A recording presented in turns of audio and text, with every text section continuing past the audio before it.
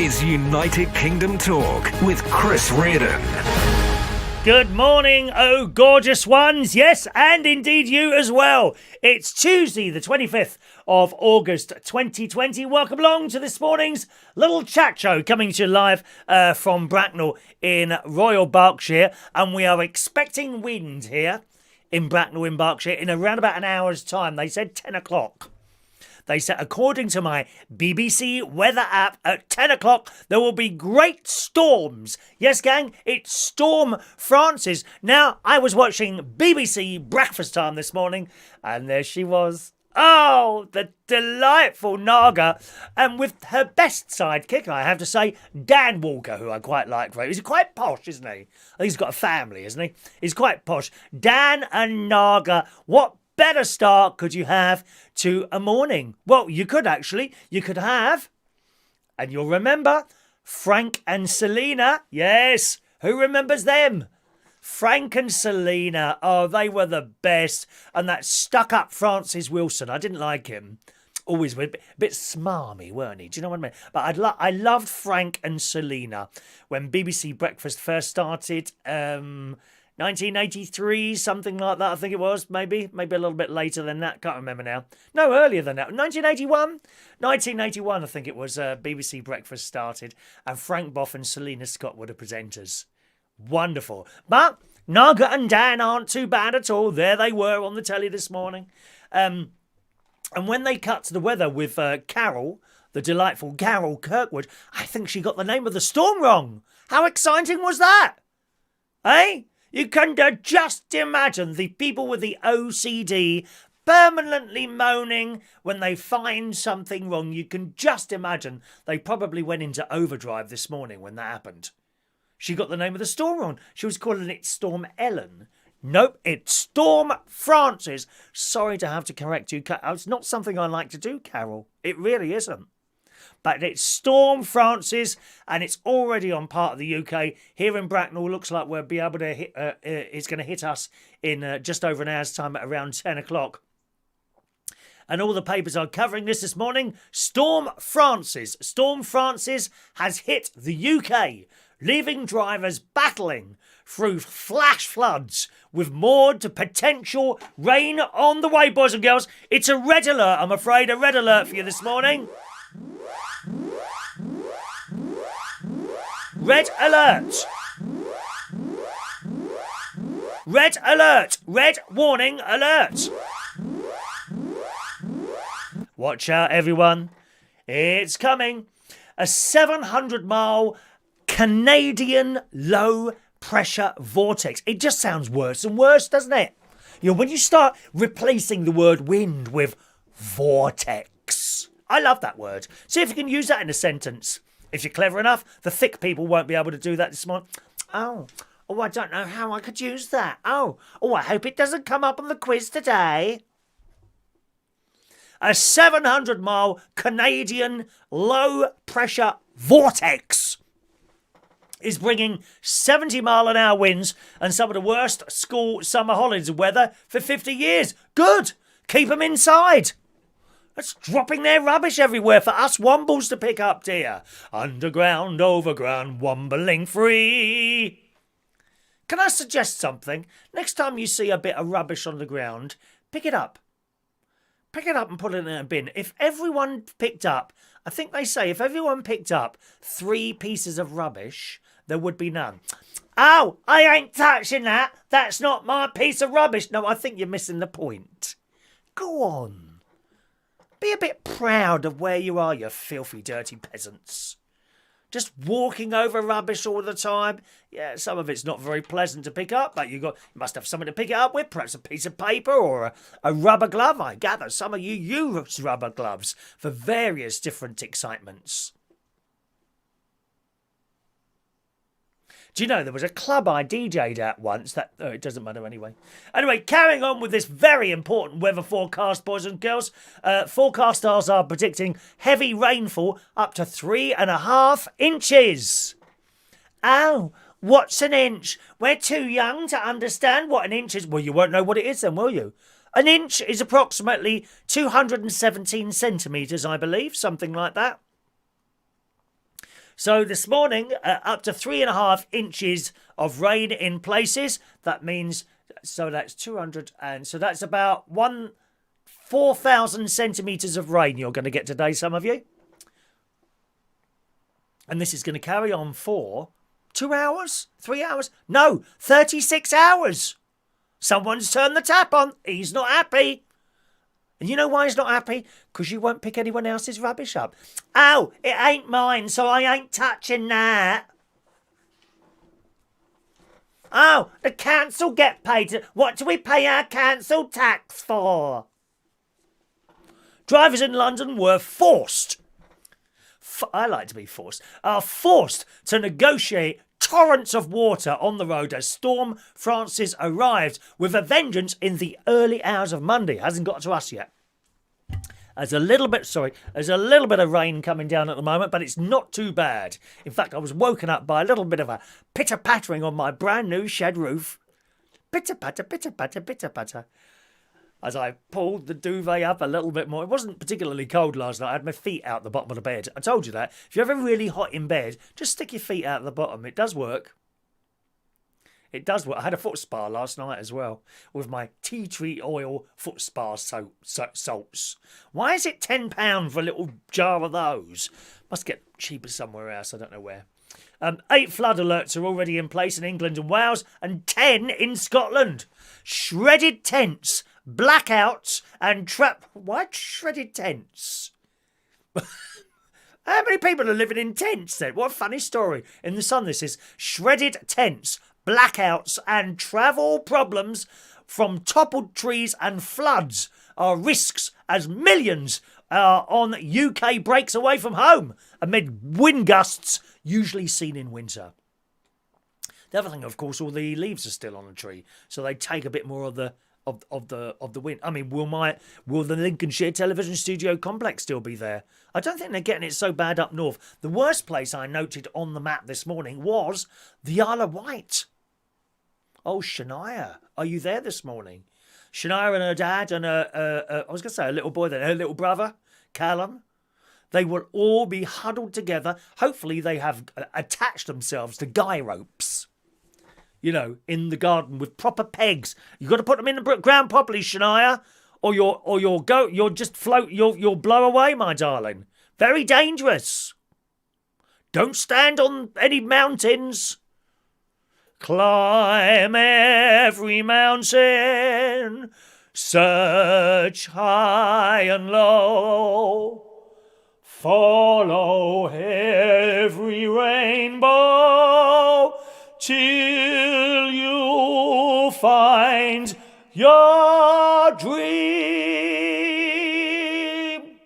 Don't stand on any mountain, Shania. You could be blown off. Stupid. No, you're not stupid. But stupid people will be at the beach today with the cameras. Oh, let's take a photo of the sea. And they're like this with the binoculars. And whoosh, they're gone. A wave has taken them out to sea to be eaten. Eaten by the sharks and the whales because they're getting fed up with eating plastic bags. Sick because tramps won't pick up other people's rubbish. Pick it up, dear.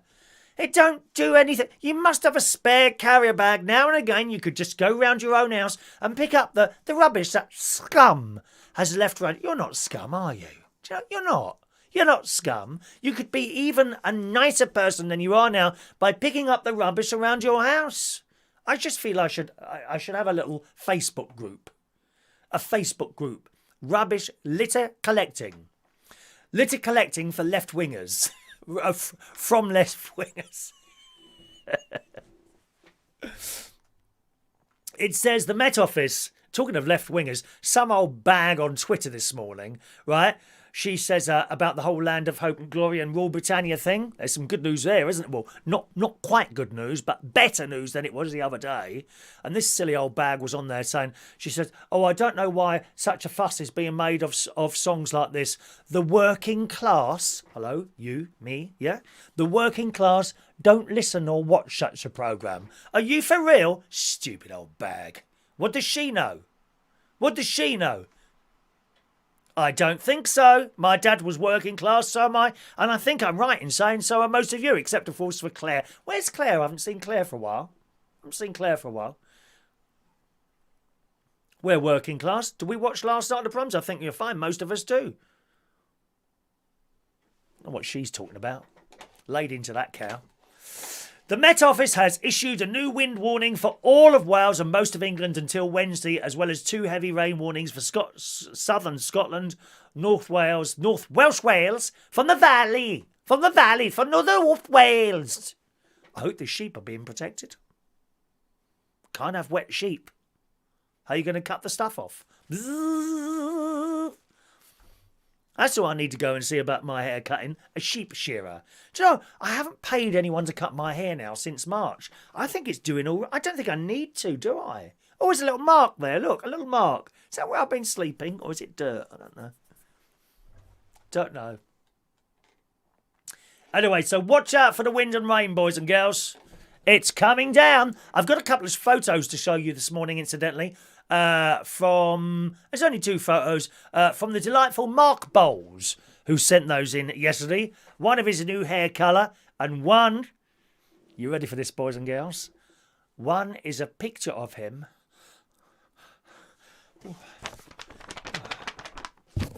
down the gym. You want to see that? I shall require some likes for that. How many shall we have this morning? 20.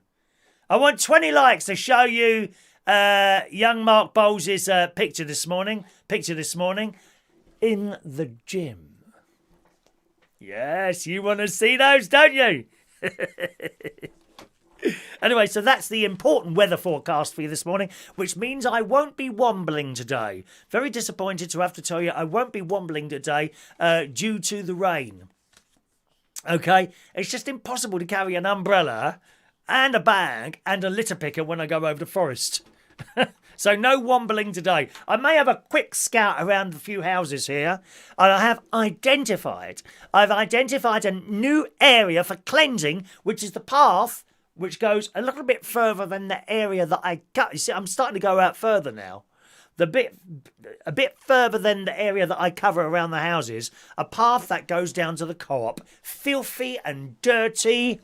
And not only that, the Bracknell Council don't help too much, you know, when they've got bins that are literally overflowing. Absolutely overflowing. Rubbish is falling out of the bin. It's so people have obviously, some people have tried to put it in there, and other people have just drop it next to the bin because they're not emptied enough. Do you find that where you are? Bins not emptied? So no wombling today. Yesterday I went wombling, boys and girls. And I started off, I thought I'd go via the post office. I didn't go on my bike in the end yesterday because it was a little bit rain. Don't like being on my bike when it's raining. I don't mind walking in the rain. Just walking in the rain. Da da da da da. I've got a song for everything. There's a song in my heart. Listen to the beat of it. Why be miserable? Why be miserable like a lot of people in the chat box when you can be happy and pleased like I am? Be happy. Oh, don't like it when he's happy like that. Oh, it makes me feel even more unhappy. Well, I think you're watching the wrong channel then. Perhaps you can go and switch on some nice Tom and Jerry. Eh? Or go and learn the words to Rule Britannia and Land of Hope and Glory, because you'll need to be singing them this year. They're not having the choir sing it. No, apparently it's going to be the instruments only. No singing, in case it offends people. Oh, we're the BBC. And we will tell you what to do and say. I don't think so. You've overstepped the mark this time. For 57 years, every year of my life, I've been an avid supporter of the BBC through all their problems, this, that and the other. Even when they took the globe off, which was a great, sad moment in my life when that globe disappeared for the last time. But when you start mucking around with Last Night of the Proms and Land of Hope and Glory and Rule Britannia, you've lost my vote, sunshine. And if there comes, and I'm sure it will come at some point, when they lose the licence fee, okay, and then you have to subscribe, I shan't be subscribing unless Land of Hope and Glory is there in all its full colour. or sound, whatever you want to call it, sound or something like that. No, you've overstepped the mark with that one. How dare you tell me what to watch and sing? I don't think so. I'll decide that, not you. Absolutely fuming on that one. Anyway, back to the post office. So I went wombling. I went via the post office with the idea of going over to Forest afterwards and collecting some rubbish. But on the way there, I noticed areas for cleansing on the way to the post office. And I thought, well, I'll pick up a few cans and that on my way to the post office because there's a bin there and I'll be able to empty my carrier bag and then go to my intended destination, i.e. Swinley Forest, and continue my wombling over there. Underground, overground, wombling free, the wombles of Wimbledon, common army. I am Madame Cholet. I walk like her now, to be honest. And I've got her same sort of fat arse as well, to be honest, at the moment. Haven't weighed myself recently, I don't dare. Anyway, so I started picking up these cans, and these were like on the main path now, so I'm on a pavement. And I'm a little bit more, how would you say, aware of myself picking these things up and people seeing me do it. Because actually, I'm embarrassed about people seeing me pick up the rubbish. I get a little bit embarrassed. It sounds silly. If there's an old person passing you, they usually thank you for doing that. You know, but I don't do that for the thanks. I'd rather do it and not be noticed doing it. Do you know what I mean? So I started picking up tins and things like that. And a lot of Red Bull tins for some reason. I see them under bushes. Possibly you wouldn't even notice them, but I see them under bushes. I can spot a tin glinting in the sun from 5 miles away now, believe me. And I will go to enormous efforts to get to that tin and pick it up. And I picked up this Red Bull thing, and usually I hold it upside down in case there's anything still in there, and I put it in the bag. And I don't think I'll put this one in anyway. So I'm carrying on this carrier bag. It's an old carrier bag. It's got a few holes in the bottom of it, but it does the job. Walking along, and now and again it bashed against my leg. And I thought, what's that? I looked up my leg, and there's Red Bull going down the side of my leg now, isn't there? No, it wasn't leaking out from my nappy. I've got very good nappies. They don't leak. They do not leak. Very good nappy. 10 a man. That's what some of you want. Leaving your liquids all over the place. It's dreadful. Worse than the young lads. Anyway, so this thing's what I thought, oh, God, no, you're joking. So I got to the bin and I put the stuff in, looked at the bag, and this Red Bull stuff is leaking out of it. So I had to chuck the bag away. Popped into the post office with wet leg and mask on. Then, hello, can I leave that there, please? Pardon? You can't just put that. Sorry, I can't hear you. Can I just put that there? She said, I can't hear you. I'll tell you what, why don't you just put that there? So I did. It's all prepaid, so I just have to hand in. Do you want a receipt? Pardon? Do you want a receipt? I can't hear you. Do you want a receipt? I'm sorry, I can't hear you. Can I have a receipt, please? Yes, okay. Got the receipt. Actually, I don't. I don't bother with the receipt. I just drop it in, and you can just leave straight away, and that's it done. And came back to the house to get another carrier bag. That's 2 carrier bags today. Got another carrier bag, and off I went over the forest to do my wombling. And I actually went quite a long distance, about 45 minutes, and all I found was small bits of paper.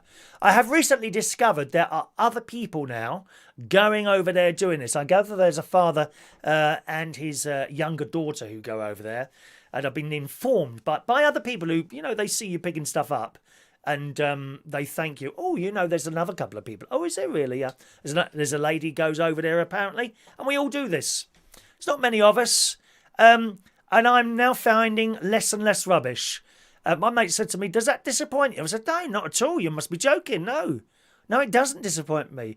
So I travelled about half an hour, 45 minutes, and all I had was about 1 tin can, 1 plastic bottle, which were items hidden. They were kind of hidden. You know what I mean? Not on the main path. You have to look in the bushes, because people tend, rather than drop them where someone could find them, they chuck them in the bushes. No, it would actually be better if they dropped them on the main path. Then as you go along, you can just pick them up and put them straight in, no problem. But I look in the bushes. And there was a tin can the other day which was on the other side of this barbed wire fence. And I'm going up and down this barbed wire fence, aren't I?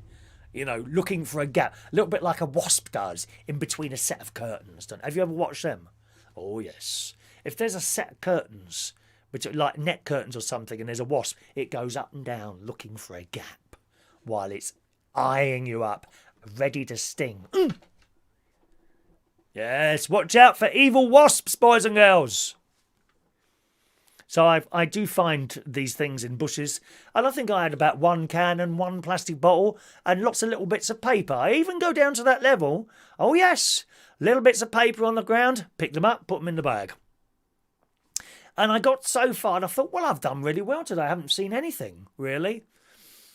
And then I've gone on this, like, hill bit where you can go up and you can see right across Bracknell. Actually, I did take a photo of it.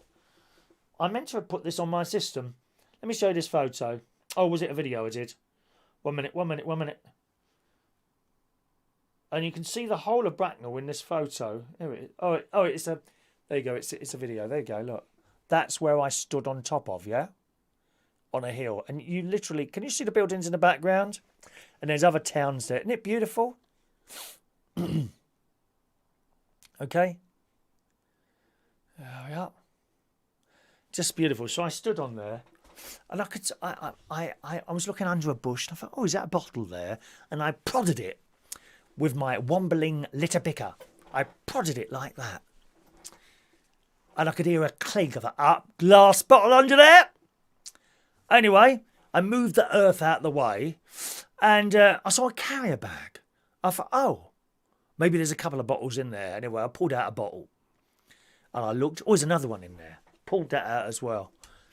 Oh, hang on a minute, there's another one in there. All right, now I've grabbed the handle of the bag, but the handle of the bag is disintegrated. So I managed to move over the earth a bit, and there was a whole carrier bag full of glass bottles in there. Now, I'm a bit of a fan of glass over plastic. Years ago, of course, we've mentioned on the show a few times when we had glass milk bottles, didn't they? And they would just simply rinse them out, sterilise them, fill them up again, and the best recycling you could have. It's got to be better than melting down plastic again and redoing all that, isn't it? Besides, you don't really know if you get the clean plastic, do you? So all this plastic is mixed up together, and you could be drinking a Coke out of a Coke bottle made of Coke bottles and, I don't know, shampoo bottles, perhaps some sort of medical plastic bottle, anything like that, couldn't you? Once it's been recycled. But with glass bottles, it's been used for milk, and it will be used for milk next time, and the time after, and the time after. So I am a fan of glass over plastic. But over in the woods, or in a forest, or in a grass area, it's much worse to find glass. More important to pick up the glass than the plastic, because you see the sun's rays, they come down on the glass and it can be magnified and then set the place on fire, which I don't think happens with plastic. I'm not a scientist, so I'm not 100% sure on that. But the glass will absolutely pick up the sun's rays. And it's happened. It's happened many times. Many times. Forest fires have been caused by a carelessly discarded piece of glass, whether it be a bottle or someone's glasses or something like that. You know, very bad. So I've pulled out all these bottles, and it was a whole carrier bag full of them. So, of course, by the time I transferred that carrier bag, which was falling apart, I had to pull out the bottles separately, and then I pulled out the carrier bag, put them in my carrier bag. By the time I did that, that was it now. It's full up now. That's the only thing, you see. You find one bag like that, well, that was the end of my journey. Had to stop at that point. So I then came back round and walked back down, found another couple of small items, maybe a can or something like that. Not much else, though. And took them back. Put them in my bin. I just put them in my bin. Some people are funny about that as well, aren't they? Have you noticed that? You ever picked up something and you're going past, oh, just put it in that bin there. Someone goes, hey, you put that in my bin? That's my bin, that is. That's not my rubbish. I'm not having that in my bin. It's a piece of rubbish and it's a bin. And next week someone will collect it. What's your problem? Oh, Christ, it's so difficult, life. It really is. Anyway, that was my slightly less distance wombling expedition yesterday. Stopped by a large thing of glass bottles. I do go over there with a carry bag. You can't go over with a black bag. I mean, just having that over your shoulder, no, that's not going to work, is it? You know, just a carrier bag, just a little bit here and there. If everyone in the world picked up a little carrier bag full of rubbish each day, there would be no rubbish anywhere. Come on. Remember when you was a child? Did you see rubbish on the beach and in gardens and places like that? The answer is no. We never used to see rubbish anywhere. Now it's all over the place. Dirty, scummy people. They're not going to pick it up. So it's left to decent people like some of you to pick it up. Be a womble. Underground over. I've done that one already, hasn't it? Perhaps I could do another one. We wish you a wombling Merry Christmas. 4 months to Christmas. I wonder if anything would be different. I like to think so, you know, that perhaps we can all start moving around and becoming more of a normal life, but I'm doubtful, to be honest. I'm very doubtful. Some stuff I watched on the telly yesterday. The Rain. Excellent series on Netflix. I nearly swore then, because I call it something different to my friends. Netflix. You can imagine what I'd change the words to, can't you? Netflix, I'm watching The Rain at the moment. I think I'm in episode 4 or 5, and it's about you can't be out in the rain because the rain is containing a virus. There's a lot of these, have you noticed there's a lot of virus films around at the moment? The rain's got some sort of virus, and if it gets on you, you die. And you start fitting and chucking all like this on there. The rain gets them and they start and green stuff's coming out of them. They're leaking all over the place. It's dreadful, dear. It's like a shopping expedition in Aldi, looking at some of those people that are being hit by the rain. Huh? So that's really good. And the episode I'm up to now is they're sitting down. They've met up with these strange people who have invited them into the house. They had to go in because it was just about to start raining, right?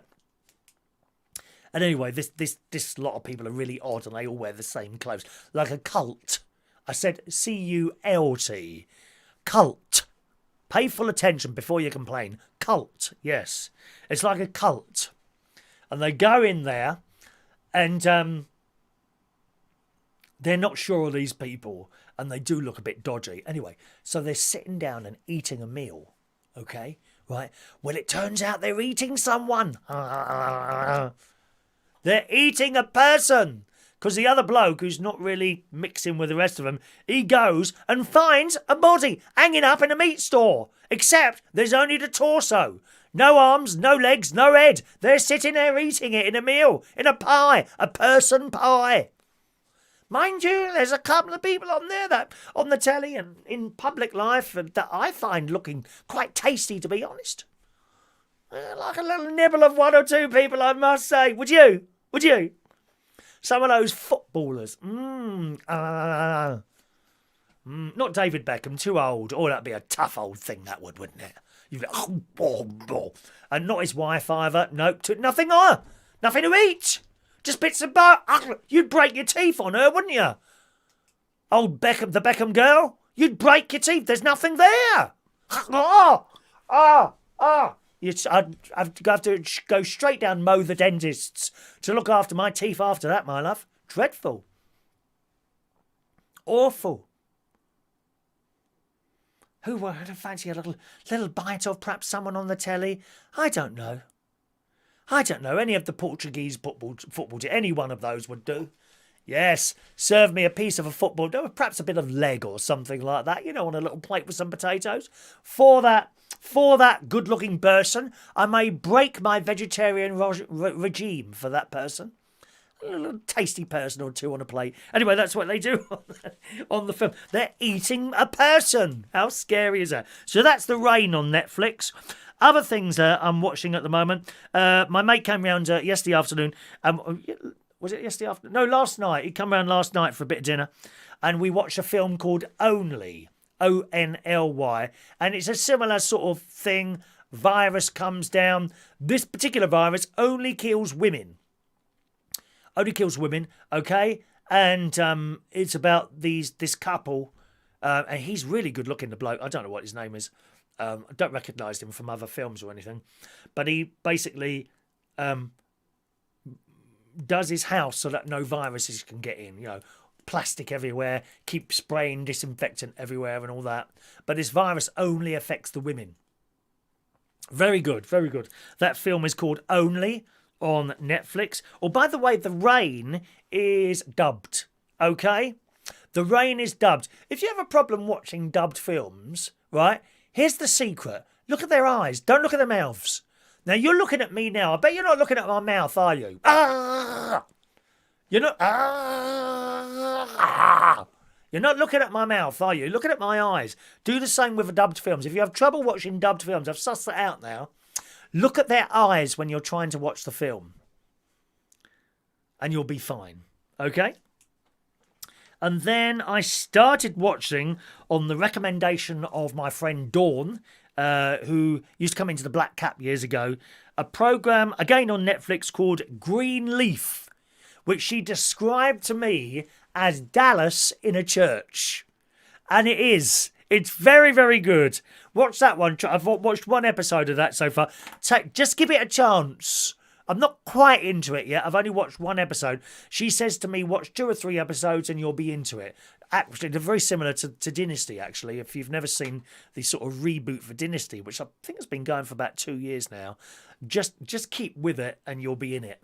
And I think Greenleaf is going to be like that. I'm quite enjoying it. And it really is. It's a bit like Dallas in a church. It's one of the...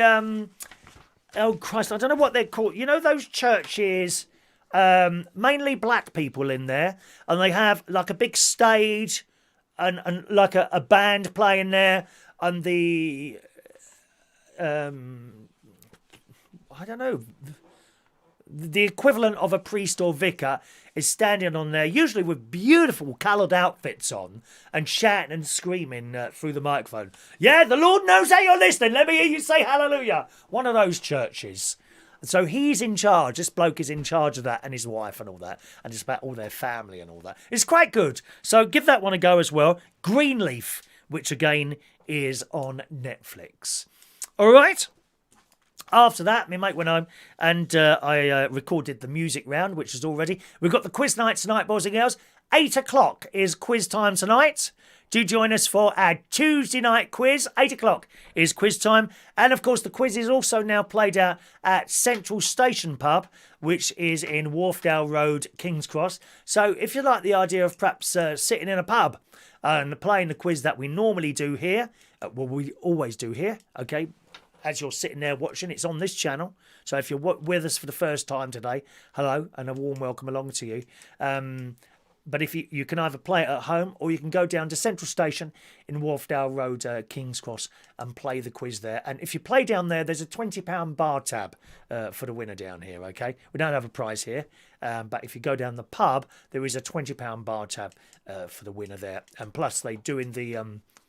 oh, what's it called? Not the 2 for 1. You know, the meal deal. Rush's meal deal. We like Rushy. Rushy is in the house. We like Rushy. Rush's meal deal. Okay, they're doing that in there as well. So they'll give you something to eat as well. I said to you, I went down the co-op yesterday. Always surprised in that little co-op. It's only a little co-op, right? And it's handy. It's open till 10 o'clock at night.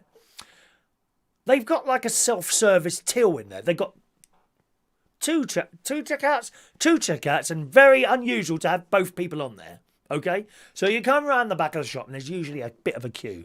Yesterday, long queue, right down one of the aisles. Oh, the wind has started. Can you see the trees or not? Yeah, you can. Look, there you go. The wind has started. Yeah, look at those trees moving out there, my loves. We should have a permanent camera outside, really, shouldn't we, somewhere? That might be an idea. I should certainly be able to do that up at the Lincolnshire Television Studio Complex. Yes, so the co-op. No one ever uses a self-checkout till. Now, probably one of the reasons is that it's not cash. You know, it's either card or Apple Pay. I'm very proud of myself. I managed to add another card to my Apple Pay all on my own last week. Very proud of that, thank you very much. I now have a selection of 2 cards on there to choose from. How exciting is that, eh? And I think it's something to do with the fact that it doesn't take cash. So I've gone there and I saw the end of the queue and I thought, oh, I looked up. You can just about see the other till because it's kind of obscured. It's quite a narrow alley, aisle. It's quite a narrow aisle. You wouldn't be able to walk past someone the other way without touching them. Oh, I don't like touching people, do you? Or isn't it horrible? Oh, and they force themselves. Don't you hate that? People that force themselves on you. Well, unless it's in chariots, I don't mind it there. But I don't like people forcing themselves. Hello, hello, and they put their arms out. Back, please. Give us a bit of space, for God's sake, man. And you wouldn't be able to get past someone without sort of brushing their shoulder. And I'm looking there, and there's no one at the self-service. They're all queuing up for the till. So I came back round and went to the other end. And I've got to the self-service till. So, does anyone want to use the self-service till? Are you all right for me to use this? And they went, no, I'm not using that. No, I want to wait. Okay. So jump the queue. No problem, is there? Because no one on that till. No one on that till at all. So I just done my stuff and beep. You don't have to touch anything. Don't have to touch anything or anyone. How wonderful is that? I got my few items, and it was just some baked potatoes and all that.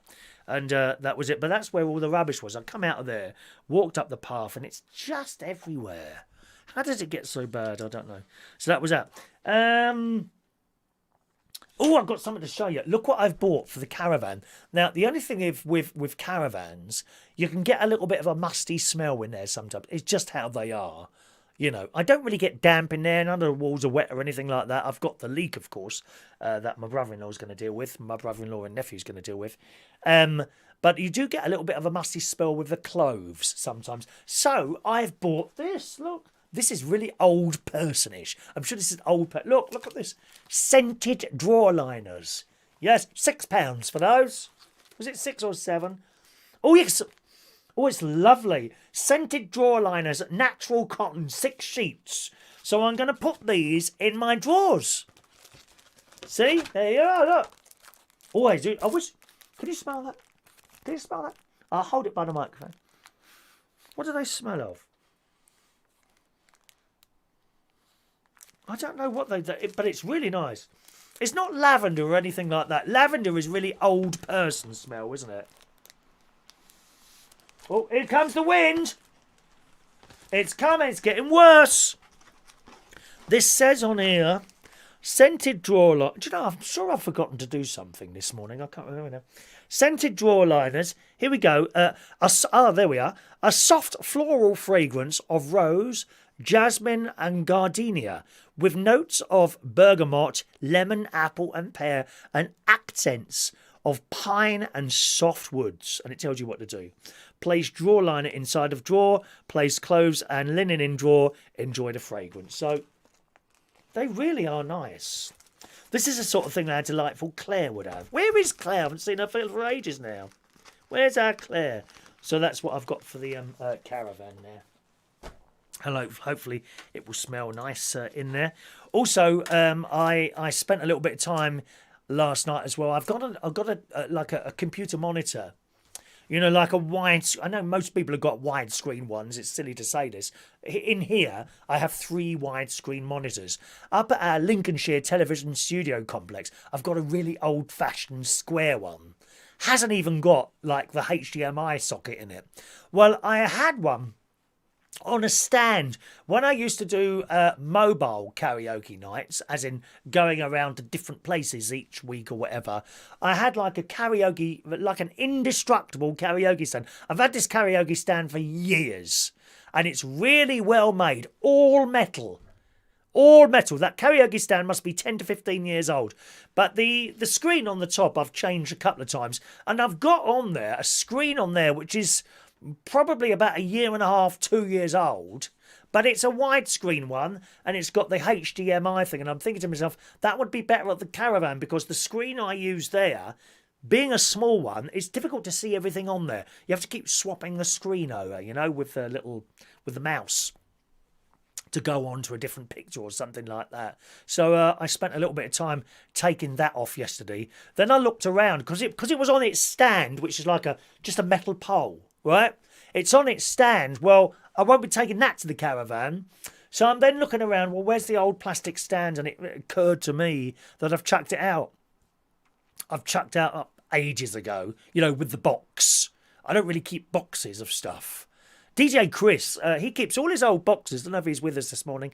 DJ Chris keeps all the boxes of everything in case he has to send things back. Literally, he's got a haul full of these old boxes. Not old, but, all the lovely things that he's bought. He keeps the boxes in case he wants to send stuff back. I just get rid of them. And I remember chucking the box away, and I think I must have taken out the plastic things. Well, I'm never going to use those because it's on a stand. So I've chucked those away elsewhere, and of course I want them now. So I ended up ordering a stand. I say a stand, more like a bit like this, more like an arm, this is, and you sort of attach it, with like a clamp to the back of the desk, and it holds up like that, and you can move it around, and it's got the 4 screws what you would screw onto the back of the computer monitor. So I'm going to take that up there. Save me buying one, wouldn't it? And that would be better than the square one on there. Good. Sorry about the mark on my face, incidentally. Here, right, which you may or may not have noticed. I'll be very surprised if no one's noticed that in the chat box when I look at it in a minute. Oh, that's what I haven't looked at the chat box. I knew there was something. I haven't looked at that once yet. That's why the show is so good. No one moaning. I love it, dear. I knew there was something I'd forgotten. I'm having such a good time sitting here, chatting away. I completely forgot that there were people in the chat box. Never mind. Okay, so I must apologise this. This is the cut that happened on Sunday. And as you can see, it was bigger than I thought it was, and I cannot get rid of this. Okay? I was in the bathroom 10 minutes before the show with a tissue, and I'm scrubbing it. You can't do it too hard in case you break it off again. But there's not a lot I can do about that other than go to Boots and Chemist and buy a cover-up stick. I mean, you don't want me sitting here in makeup, do you? For Christ's sake. You want a real man sitting here, i.e. me. You don't want some sort of limp-wristed person sitting here, do you? Of course you don't, dear. So you'll just have to put up with it, I'm afraid. That's how it is. Oh, you would have thought he removed the bit of blood on the side of his face. It won't. It won't come off, unfortunately. I mean, the tissue went a little bit red, but I can't get it off. Let me see that. Look, it's there. Can't get that off. Looks like a mould, doesn't it? Someone would probably say, oh, Naga doesn't have a mark on her face. I'm going to say that on the breakfast time. Naga doesn't have marks on her face. Well, I very much doubt that Naga shaves, does she, dear? At least not on her face. I meant under the arms. Don't be rude now. This is not one of those sort of programmes. Thank you very much. Okay. Talking of Naga and television things, I came across Sky News the other night. Now, I only tend to put Sky News on when the BBC Sunday, and now the sports news, that's it. Click off. There's nothing more boring than the sports news, is there? I mean, no one ever gets murdered or knifed. There's no explosions, nothing. It's just people kicking balls around. Or trying to hit them with a bat. 30 love. Deuce. Or the football. Oh yes, and he's coming up to the goal. Oh, wow, goal. Whoopee-doo, I'm so unexcited. The only time I like to watch sport is when there's some fit lad playing it. Like Tom Daly, jumping in the pool of water. I always thought to myself he should put a sock down there. Oh, it doesn't matter anyway. Yeah, jumping in the pool or something like that. And now the sports news. They don't even get to the word news before I've turned it off. And now the sports, I'm like that, over to the other side. And then I might put Sky News on. Or, there's no ITV News, is there? That's about it. I'm not too keen on Al Jazeera or France News 24. Oh, what's the other one? Al Jazeera, there's another one that I think of. Russia Today. Not really into those ones. BBC or Sky. And I flicked across the Sky. And I looked. And I thought, who on earth done that design? And this girl's sitting there, quite pleasant. But the background behind her is just blooming awful. I thought, I'll show you the picture, here it is, look. So who's she? I don't know what her name is, but I'm looking at this. And I'm thinking, she looks like she's at a zoo. And she's standing in front of some sort of cage. That's what I thought. And I put a little note on Facebook, and observant people kindly explained to me that it was in fact a zoomed in picture of the clock face of Big Ben. Also, I think she's been under the sun lamp a little bit too much. Oh dear. She's a little bit orange there. I don't think that's a natural tan, lovey, is it? It's not a natural tan there. But yes, I mean, it looked to me like she was standing in some sort of fence. And actually, even when someone said to me, no, that's what they've done is zoom in onto the clock face of Big Ben. And that's what you're seeing behind. Well, I think it looks absolutely dreadful. I mean, the very fact that someone's got to explain to you what that is means it probably wasn't a good idea. Why can't you have something like this? Look, would I like to see something like that on your news channels? Eh? Or one of the other many, many backdrops that we've used over the years. New backdrops are on the way, have been ordered. There's a new backdrop coming for the Lincolnshire Television Studio Complex soon, in a few weeks, coming over from China, which means when the package arrives, it will be placed in my decontamination chamber before it is opened. They're quite nice. I chose them the other night. New backdrops have arrived. So that's the sky thing there. Right, what's the time? 9:30. Let's have a look at some of your messages now. This morning, boys and girls, we've got the bingo coming up a little bit later on.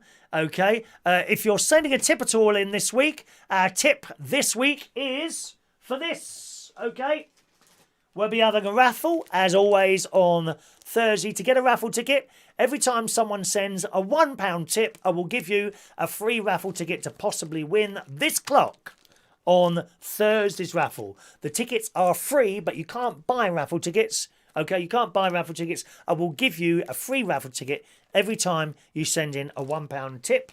There's the clock, and it says on there, I'm a Chris Reardon winner. You can see that clearly there.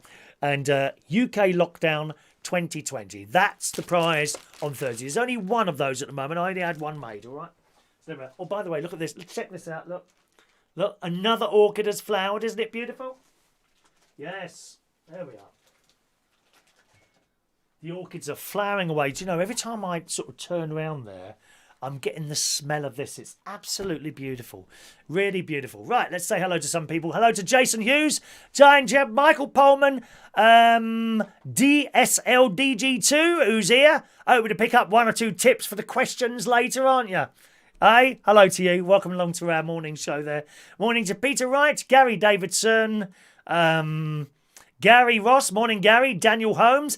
Daniel Holmes, did you win the raffle yesterday? Was it you? I have this dreadful feeling I've sent the fridge magnet to the wrong Daniel.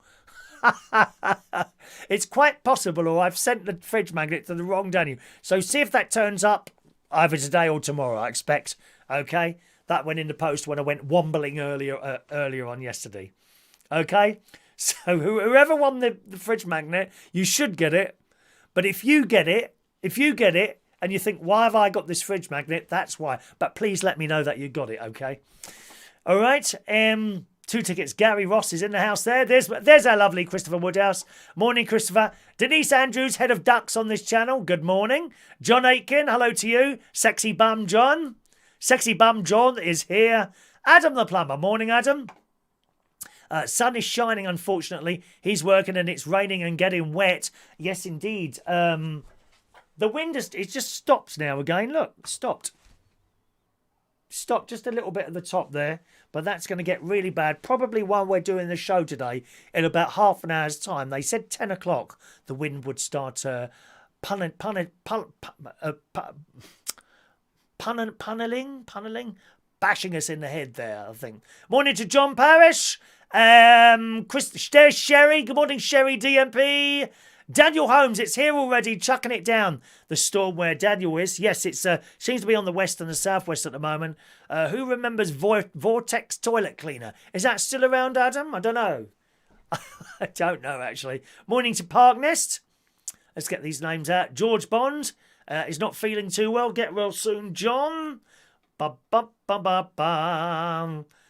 Mark Bowles. Good morning, Mark Bowles. Is here for the bingo. Mark has sent in some photos. Okay. 18 likes so far. We want 20. Just a couple of photos from Mark Bowles, which includes one of him in the gymnasium. Lifting those... Well, he took a photo of them anyway. You'll see them in a minute. 2 more likes, and I'll show you the pictures. Okay. Morning to Peter Palowodo. I'm going to go at the bottom there.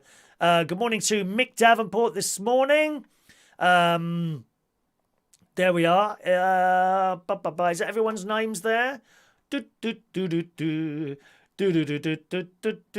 to LaBelle. Your emerald-eyed raspberry of magic is in the house, as always, my darling. There's Shania. The wind and rain has been here since the early morning. Yes, and we've got a super chat coming in there, boys and girls. Thank you very much. And it's not very loud, that super chat. Why isn't that very loud this morning? How strange. Oh, hang on a minute. I know one that would be. That would be my little speaker icon. Ah, there we are. Shall we try that again? Sorry, I can't be having a half-hearted super chat jingle, can we? Let's try this. There we go. There we go. Super chat coming in from Peter Wright this morning. There we are. You've got a badge. You've got a badge already. Do you want another one, Peter? You can have another one. You can have another badge, Peter. There you go. Another little badge there for you, Peter. Okay. And 2 free raffle tickets for you. There you go, Peter. 41. Oh, hang on. I've got the right colour ones. Yeah, 41 and 42. Peter Wright. 41 and 42. There you go. Why do you want 2 of these badges? There you go. 41 and 42 for you there, Peter. Okay, let's put those in there for you there. In our Super Chatter raffle thing there. There was all the tickets in there. Okay. 2 free raffle tickets for you. Gives you 2 more chances to win the clock on Thursday. How exciting is that? Good morning to Christopher Williams. Good morning to you. Mark says he's not here for the bingo. Well, why are you there? Are you there to see your photos, Mark? Are you? Are you? I think you are. Okay, here it comes. Morning to fun things to do with tech, and Cornwall got wind, rain, and feeling rather wintry. Yes, definitely wintry. Very scary. Anyway, here's Mark Bowl. Thank you for your likes this morning. Here's Mark's pictures. Oh, look at, there he is. Look. Oh, I say. What is that sticking out from beneath your T-shirt? Oh, it's just folded, is it? Oh, how disappointing. There we are. And Mark's had his hair done. Look. Oh, look. Oh, tattoos on his neck. Oh, I say. Oh, little tattoos. I'll just kiss the back of your neck gently. You see, the thing is, I'm a little bit concerned. There is a photo of all these things, but I don't actually see you lifting anything up there, Mark. Do you just go round gymnasiums and take pictures of the equipment and you standing in front of a mirror so that it looks like you actually do anything in there?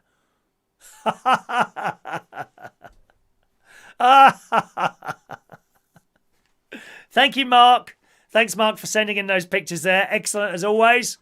Gang, if you've got anything to send in, please feel free to do so. Chris at unitedkingdomtalk.co.uk for any pictures, anything like that you want added on there. Perhaps you've got your own YouTube channel, you want me to tell people about it. Send an email there. Tell me what you want to say. And I'll do that for you, okay? Always best to do it like that rather than in the chat box, because stuff gets missed out in the chat box. It's just impossible to keep up with everything that's going on there. Mandy, Christopher Woodhouse likes the tattoos. We love them. Get your hands off him, Woodhouse. I saw him first.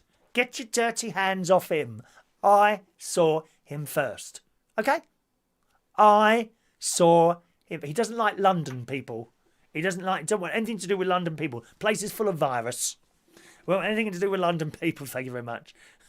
Yeah, I knew it. He doesn't use the equipment. I love it. Did Jason do the spray job, Mark? In between when he was doing the cars, is it? Peter Palawoden remembers the National Cash Registers till. Yeah, they would be worth some money now, wouldn't they? I can go even further back and remember one with a handle. Used to go around like that, didn't it? Right, let's do some news stories then. What have we got to do? Is it just the bingo today we're doing? Or is there something else on Tuesdays? That's all it is, isn't it? The bingo. The bingo and the raffle tickets this morning. That's all we're doing. Okay. As you know, I do have a caravan. It was quite cheap, actually, my caravan, in the scheme of people that buy caravans. You can buy caravans, 50, 60, 70, 80,000 pounds. You can buy a caravan. The most basic new caravan you can buy, like brand new from the factory, is about 23 grand. I don't think you get central heating with that. Mine was very old. My caravan's about 25 years old. Hence, that's why I have little problems with it here and there. At the moment, there's a bit of a leak coming in somewhere. And things have happened to it. There's bits that need to be replacing on it. But, you know, it kind of... I'm not one of those people that worry too much about decorating and all that business. You know, if it's dry and reasonably clean, I'm happy. If I was to have central heating put in to somewhere, the fact that I could see the pipes running along the bottom of the wall wouldn't bother me. You know, it's like wiring. And I understand people who want... my mate's someone who, if he had any wiring done, it would have to be channeled in the wall and replastered. You see, it doesn't bother me to have a bit of conduit, I don't know, at the ceiling or at the bottom there with the wire. It doesn't bother me at all. Really doesn't. So, for a reasonably small amount of money in the grand scheme of things, I suppose, I had myself a caravan. But as I say, it is a bit old. But it wasn't 50 quid. It was a bit more than 50 quid. In the Daily Mirror this morning, a couple purchased a rundown caravan for a bargain, and they've transformed it into a vintage lover's dream. John Parrish has got a caravan as well. When the pair found the 52-year-old camper advertised for just £50, they knew they had to buy it. To stay in keeping with the incredibly low sale price, the entire renovation was completed by reusing or purchasing second-hand items. Now, I don't know about you, I've no problem with second-hand items. It doesn't bother me. In fact, this camera that I'm talking to you at the moment was one of those Amazon returns. And it saved me about 60 quid off the price of brand new, because it was a fairly expensive webcam in the scheme of cam. You can get webcams for like 20 quid, 30 quid. The one I'm talking to you on, the brand new price is about 180 quid. Okay? It's for those of you technically interested, it's a Logitech Brio that I'm using to talk to you. But I never paid that. I paid about 120. I think it was about 110 actually. 110 for this camera I'm talking to you on. Doesn't bother me that it was a return. It was still covered. If I'd have got it back here and it didn't work, it could have gone back and I would have had a refund. What's the problem? Some people are very funny about that, aren't they? Oh, can't have second hand. Remember when I was a child, my mum used to go to jumble sales and get items of clothes and that. They were right after they'd been washed. What's the problem? There's no problem. This woman did a post on Facebook, and captioned in the post, she wrote, "We finally finished our vintage caravan. She is 52 years old. Bought her for £50, completely rebuilt on a budget." So I've done the outside, cleaned all that up. She said the wardrobe was huge, the second-hand wardrobe. So they had to make it smaller to fit in and use the drawers as one of the seats. You see, the thing is with old furniture, like old wardrobes, tall boys, that sort of thing, they're made of proper wood, not this blooming compressed little bits. What's that called? That little bits of wood all stuck together. Dreadful. Or you know those drawers from MFI? Oh, how useless were they?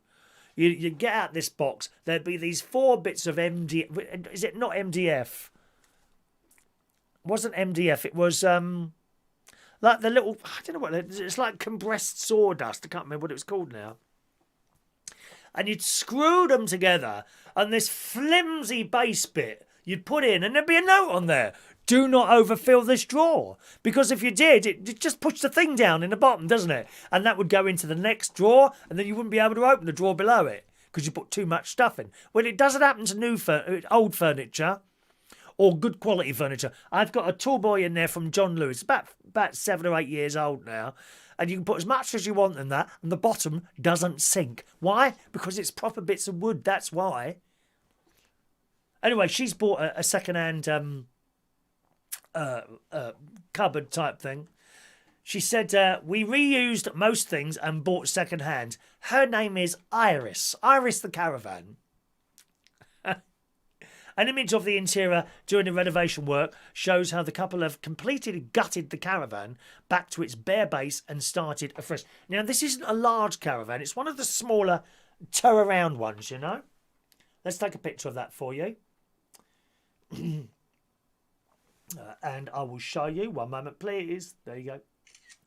There you go. There's the picture. Okay, that's while they run. So they've completely gutted it. There's not a picture of the whole thing. There's a picture of a bit of it. Let's just show you that. This is.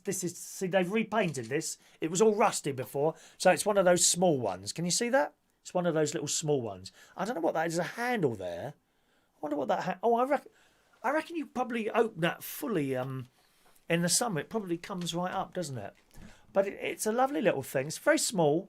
I don't think you could live in there. But here they've done it. Is that the bathroom there? Wow, look at that. The interior is decked with vintage decor. This is nice. Oh, what's going on with this camera this morning? Oh, dear, we've got a little problem here. One moment, please. Technical issue.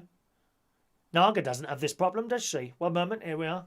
She's got people pushing the buttons for her. The delightful Naga, who Mark Bowles likes. There we are. There you go. Look, isn't it nice? Just like that. What else are they saying here? After the van was stripped back, they worked on making the interior as cosy as they could. They fitted wooden floors, wallpapered the walls and decorated it with throws, curtains, bunting and teddy bears and all things vintage. I think it's lovely. Compared to the dusty, dirty, rusty state they purchased, it's come very far. And she clearly likes flowery things and all that. So there you go. That's really nice. I'm very impressed with anyone who can do sort of DIY like that. Is very, very impressive. It's not something that I can do, unfortunately, but there you go. Daniel Woodhouse knew a bloke who come out of the closet. Unfortunately, the closet was from MFI and it fell to bits. Thank you, Daniel.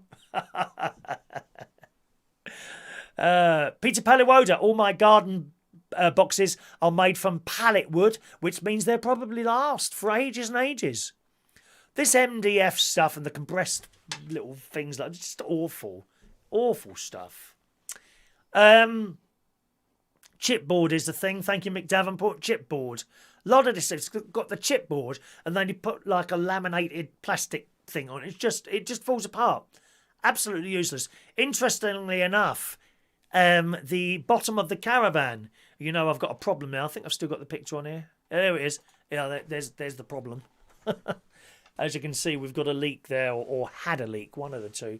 But it's all soft in the middle, if you haven't seen that yet. And you can see that's chipboard.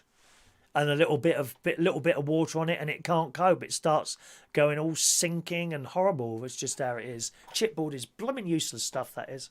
Morning to James Humble. Good morning, young James. Morning to you. Story here. Mum horrified. I'm going to take a picture of this as well in a moment. This is in the Daily Mirror this morning. A mum was left stunned.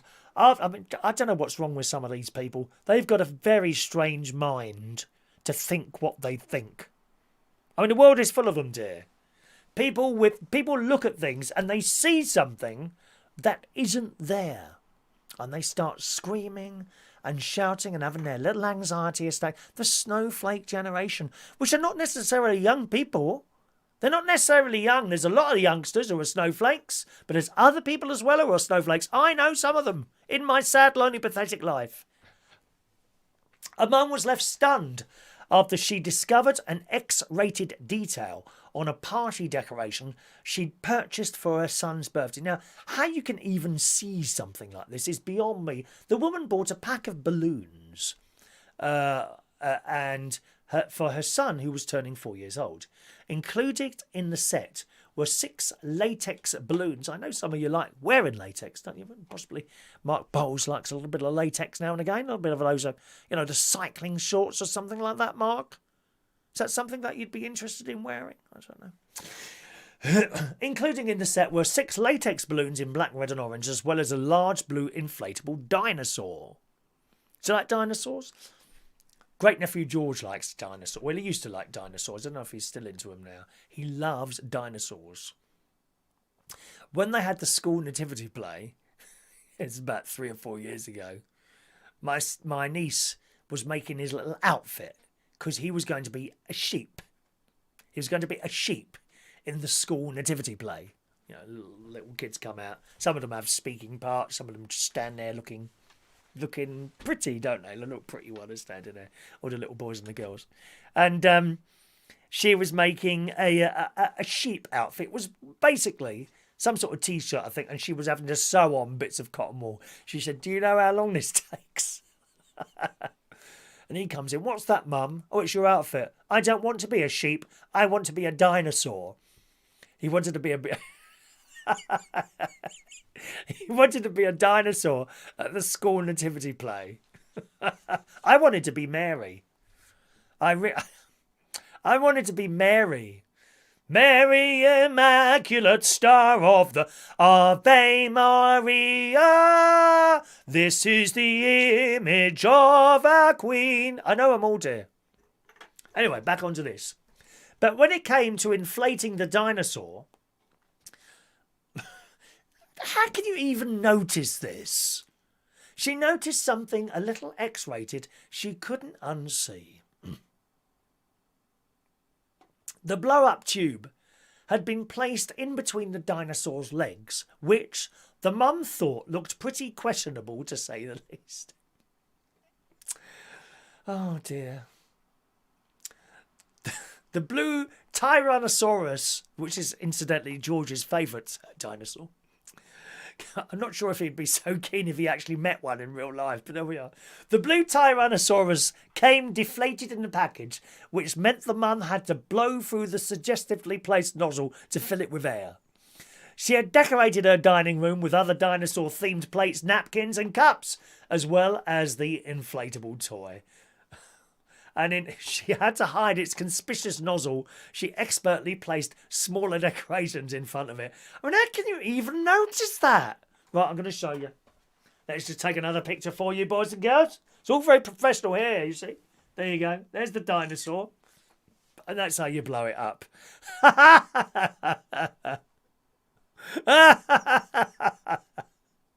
you see, I just wouldn't have noticed that.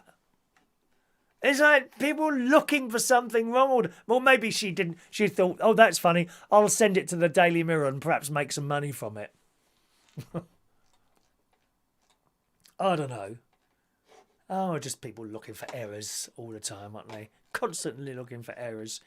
Oh, let me scroll right the way down there. Fun things to do with tech.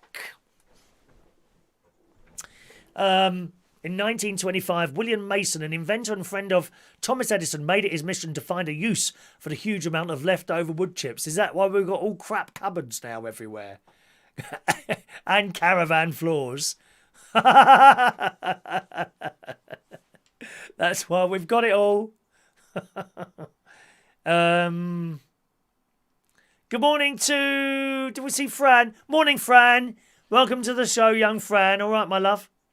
Fun thing to do with tech, MDF furniture with veneer on top of it to look like solid wood is a popular choice because it can create the look of expensive or hard to find wood, except when it gets wet or something like that and it just falls apart. I think it's horrendous, that stuff. Absolutely horrendous, that stuff. But there we go.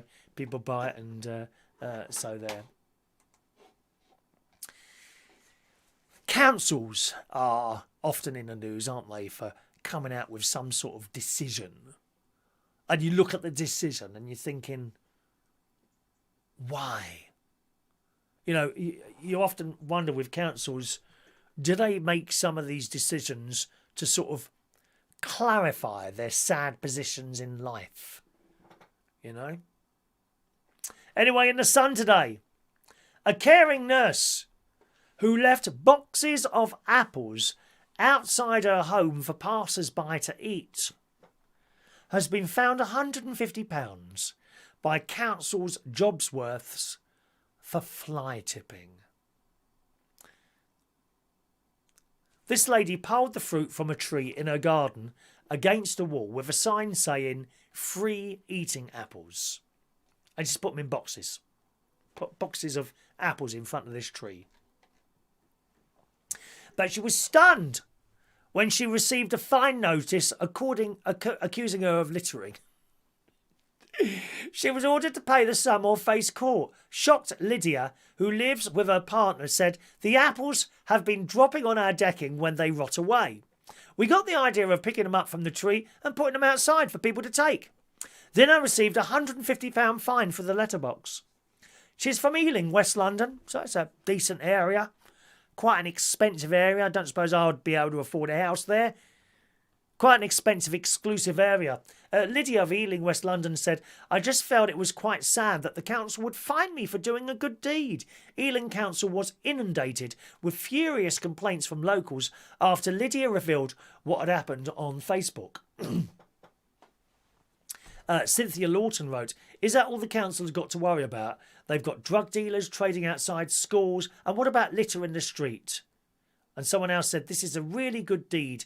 Loads of homeless people in need of food, and there will be people walking around. Somewhere like Ealing, there's homeless people walking around. Kids going hungry and people struggling financially, so to offer free food to anyone is good." Unfortunately, the council has since withdrawn the fine and apologised. Yeah, you want to sack the person who dished out the fine in the first place. Wasting the council's time, that person. Sack them. Stick them on the dole, see how they like it.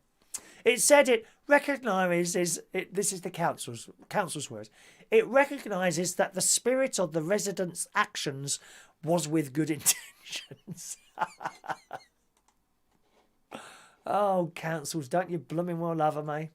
Shall we have our pills? I'm going to have my pills this morning 4 minutes earlier, which means, in effect, I could go into overdose. Because Does this mean I'm going to overdose if I'm... No, 3 minutes early. I may be overdosing on my pills this morning. Look at this.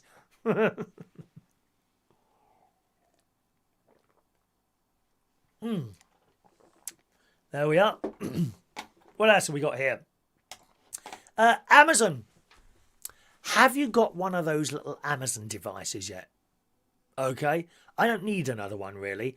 DJ Chris, I know he's got some. Michael Lawrence has got one, I think. And I'm sure some of you have got your Amazon devices. A little speaker of some sort. If you haven't, because you've been looking at the price, 50 quid, perhaps you couldn't afford it or you thought a little bit too pricey for what they are, there's a special offer on. In the Sun today, Amazon has slashed the price of its Echo Dot speaker by nearly half. It means you can now get the Alexa speaker for just shy of £30. Not bad. They were 50 quid, they were. It's the third generation Echo Dot, which is the latest and... Let me fly in here again.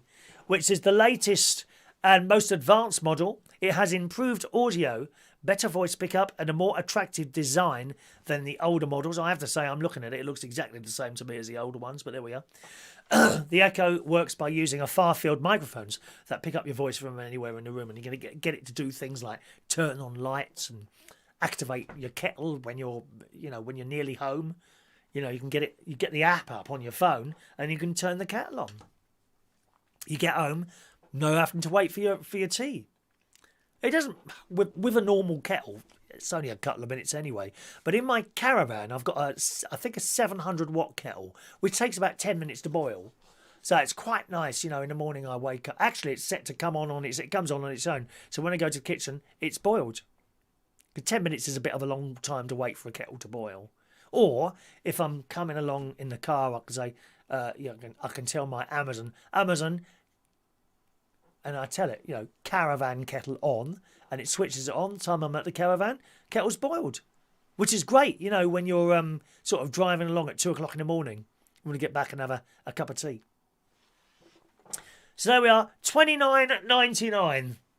£29.99, and you'll be able to get those on the Amazon thing there.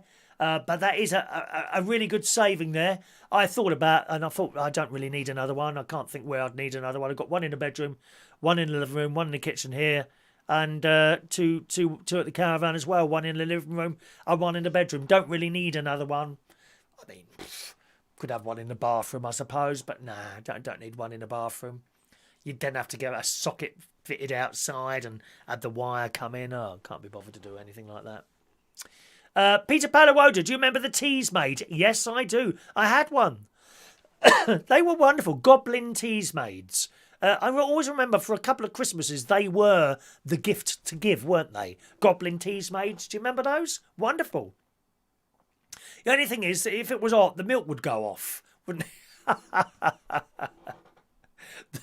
Because you'd have your kettle there full of water and a manual clock, a bit like that clock there, but a smaller version, like a manual clock, not digital. And you'd twist the thing to get the alarm right. And when the alarm, just before I can't remember when it happened actually, but the kettle would switch itself on, this little kettle, and it had a little pipe that went into a cup or no, it was a teapot. It went into a teapot, and you have your tea ready in there, you see. And at a given time, you wake up, and this thing would be gurgling away as the water was transferring from the kettle automatically into this teapot. And that was it. But of course, you'd have a cup next to you with a little bit of milk in the bottom. Okay. And if it was hot, that milk would have gone off overnight, say. Unless, of course, you use the long life milk there, which is quite good, isn't it? I love it. Thank you, John Aitken there. What else have we got here? Kim Jong-un's brutal sister. He's not well, is he, apparently? Kim Il-jong Ping Pong is not well at the moment. No. But they're now saying, there's been a couple of different stories about this. One saying is that his uncle is ready to take over, and one is his sister. Well, she's even worse than him, apparently. I told you that story. One of his uncles upset him once, so he pushed him up against a wall. And how did he kill him? No, he wasn't gunned down. He launched a ballistic missile at him. It says in the Daily Star, as rumours swirl surrounding the dictator's health, this is Kim Jong-un Ping Pong, experts have weighed in on a possible successor, sister Kim Yong-jong Ping Pong, who could be even more ruthless as a leader than her brother. She's even worse than him. Hey, she looks a sour face, old cow. I'm going to show you a picture of her in a minute. It says Kim Yong-jong Ping Pong could be worse for North Korea than brother Kim Jong-un Ping Pong, according to experts. The dictator has been the target of numerous rumours surrounding himself, leading to many to speculate to his successor. But he's not old. Why has he got so ill so early on? Isn't he like 30 or something like that, 32? According to experts, Kim Jong-un Ping Pong's sister could even be more brutal than himself, reports the New York Post. His 32-year-old, she's 32. 32-year-old may be a possible successor amid rumours that the leader's been in a coma for months and his recent public appearances may have been staged. So on the topic of Kim Yo-jong Ping Pong style of ruling, it's very difficult saying these words. Retired US Army Colonel David Maxwell said, I haven't seen any evidence, any indication of how she might rule, but my speculation, given the reputation and history of the family, is that she would rule with an iron fist. Now, I'm going to show you a picture. She looks sour-faced. Oh, my God, blimey. You wouldn't see her want to take over from Naga Monchetti on BBC Breakfast. Awful. Look at her face. Christ, I bet that hasn't smiled for years, has it? Look at it. Cool, what a sour-faced old bag that is. I could just imagine if the Queen was walking around like that. She wouldn't have stayed in the job very long, would she? She looks hard. She looks hard.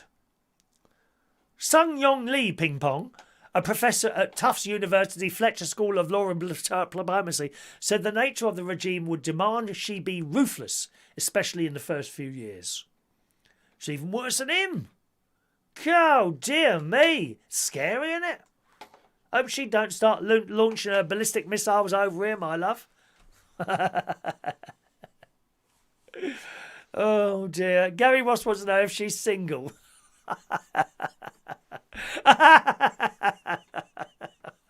I don't know. Why don't you send her a little email and ask her, maybe? Is she single? I love it. Go and send her an email.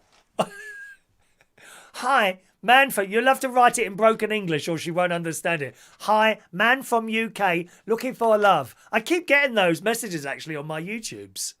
You know, on the YouTubes, you have the comments afterwards. You know, after the show's finished and it goes up as a recording, then you've got like a comment section. Not the chat box, like a comment section. But I keep getting people on there telling me that they love me. They're always these scantily clad girls. Please, someone go on and tell them. One more story, or two more stories, and then we'll do this morning's raffle tickets gang. Are you ready to retire? How much do you want to spend on a retirement property? I mean, you don't want to get rid of all your money, do you? You'll have nothing to pass on. You want to pass something on, or do you want to spend it all yourself? I like to pass something on, really. In the Daily Mail this morning, a leading pensions provider, actually Royal London, who look after me, a leading pensions provider has joined forces with a retirement homes developer and operator to build a new retirement village in Buckinghamshire, worth around £80 million, this retirement village. This is money, in the Daily Mail, can now reveal the Royal London's Pensions Property Fund has agreed to provide funds for Audley Group's Wycliffe Park development, which is a 25-acre site at Horsley's Green. It sounds posh, doesn't it? Audley will be responsible for delivering the site, which is located between Stokenchurch and High Wycombe, and subsequent operational running of the village, including the sales and marketing of all the properties. The finished homes will be sold on a 250-year lease, so I suppose you can hand it on to other people. I don't know how that works. But some of these places, they only allow if over 55, so I don't know how that would work. Presumably, you'd have to sell it, would you, if once whoever owned it had passed on, I suppose. I don't know how that works. I don't think you could move into it. A lot of these retirement villages are for retired people. If you're not over 55, you're not coming in. Your name's not on the door. You're not coming in. Anyway, how much? Well, I'll tell you the price in a minute, but the finished homes will be sold on a 250-year leasehold basis to retired buyers, with homeowners then expected to pay, right, £750 monthly management charge. So first of all, you buy the property for 250-year lease, right? Then you got to pay, to start with, £750 a month management charge. Jesus, how much money do these people want? I mean, I've seen ground rents before. They're nowhere near that. Together with a percentage fee paid upon sale of the property in the future, this income will be used to pay running costs within the community, supplement access to care, and provide a long-term yield to Royal London's pension holders, of which I am one of them. The deal means Royal London will recoup its capital outlay from the sale of the properties, leaving the fund with a secure inflation-linked income guaranteed for 250 years. You understand where the money men are coming from here? It's a really good business, that is, if they can get it going. £750 a month you're going to have to pay to live there? Wow. The apartments will cost, on average, go on, have a guess, 100 grand, 200 grand. Apartments cost on average £450,000 for a 2-bedroomed, 950 square foot property bought on a leasehold basis. Audley Group will hold an overall lease over the development with 156 subsidiary lessees. That would be you if you bought one.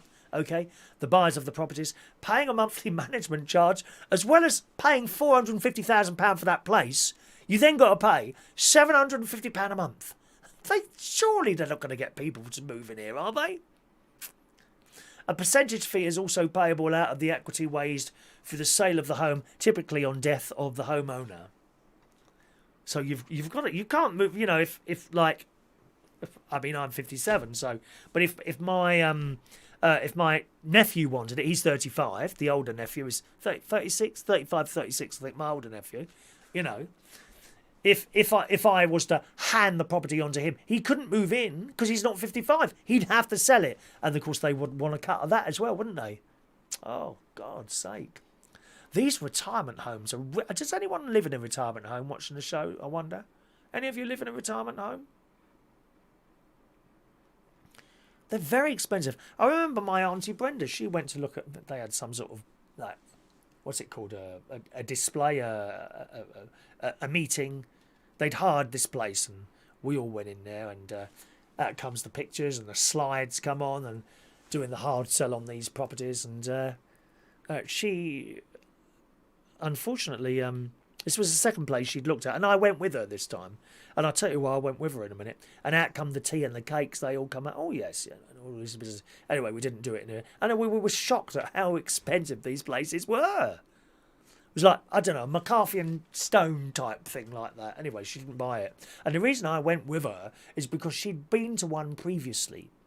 Right, new properties. Now, my auntie is in her 80s. Okay? And she makes mistakes. And she went and looked at this place, and they did the old, well, you need to put down £4,000 today to secure your property. We've only got a few left, and they're selling like cakes. You need to pay a £4,000 non-returnable deposit, and that will secure your place. She's paid the £4,000. And then she's on the phone to me. She said, do you know, I don't know if I like it now. She says, there's a tree outside. I don't like the tree outside. And eventually she pulled out, bye-bye £4,000. You know. So, I mean, if you know an elderly person in your life who's thinking of doing something like that, please go with them. Go with them and make sure they're not ripped off. You could argue that she wasn't ripped off. It clearly stated £4,000 non-returnable deposit. But older people, they don't understand. I don't think they understand a lot of the time. I mean, I'm often chatting away on the phone to my auntie Brenda, and I can hear her saying yes, yes, yes. And then I say, did you hear what I said then? Oh, no, I didn't hear you. I don't think she can hear half the time of what I'm saying, but it doesn't matter. She relies on that phone call just once a night for a couple of minutes. I think she sits there waiting for that phone call. And it's very important to keep older people in the loop, so to speak, even if they're not really hearing you. Just make that phone call. But when it comes to like expensive things like just like the car, you know, the car. If she's got this car, you don't. No disrespect to my lovely auntie Brenda. She's my mum's sister. She's the last one. You see, no disrespect to him. You don't want to be in a car with my auntie. I mean, we're talking 20 mile an hour here. It was a couple of years ago. I was round there. We went out. I think we'd go to the Toby Carvery or something like that. I can't remember now. We come up to this roundabout.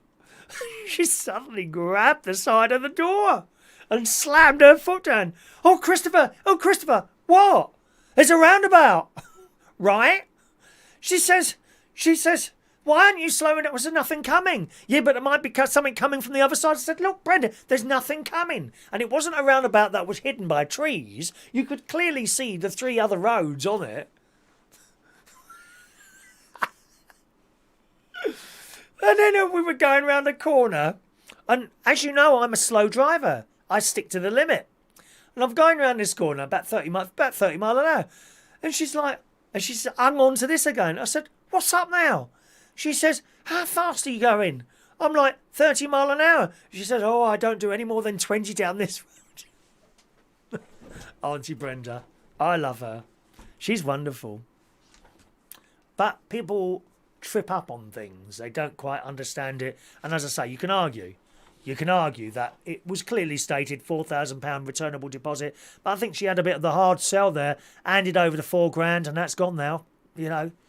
Fortunately, she's all right with money. Her husband had a very, very, very, very, very highly paid job in a bank, you see. So probably didn't even miss it. But it's not the point, is it? It's not the point. People are easily fleeced at that age, I think. Anyway, this retirement place for £750 a month. You get all external maintenance on the property, which you would get in a normal flat anyway. You get all maintenance of the grounds and surrounding areas, which you would get from the council. Membership of the Audley Club, this gives you. Now, this is a central facility offering residents access to a restaurant, gym, pool, treatment rooms and other community service. So that is all included in that £750.